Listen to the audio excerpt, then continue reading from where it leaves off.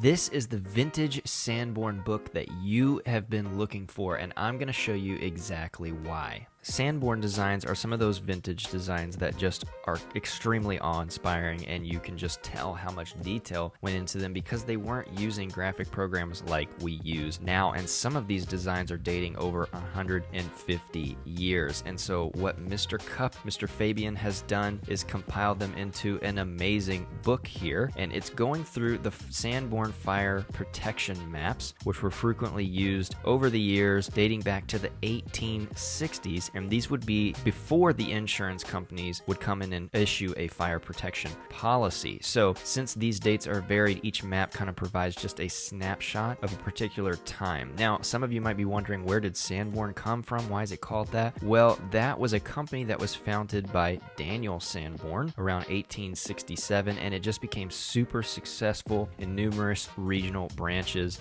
And so they were the surveyors that were sent out and recorded all of the buildings and the details for all of these structures. And what you're seeing in this book are the title pages for each city, obviously, that's in the US here. As you can see here, there's just so much detailed line work from the typography and how much care and detail has gone into all of the effects, the kind of lettering effects that they've done here, as well as the etching and the hatching with all of these different really thin etched lines that I know a lot of you are trying to recreate. And so this book is going to give you a lot of inspiration, whether that's a logo or a label design or even a t-shirt design, but this is really going to inspire you to increase and level up your layout when it comes to a vintage design. Well, I hope you liked looking inside the Alphabet Cities book. I know Fabian worked really hard on it and would appreciate it if you picked up a copy. Again, I've got it linked down in the description. It's not an affiliate link or anything like that, but you can grab it from his site, and I know that you're going to enjoy it and use it a lot. I also have another video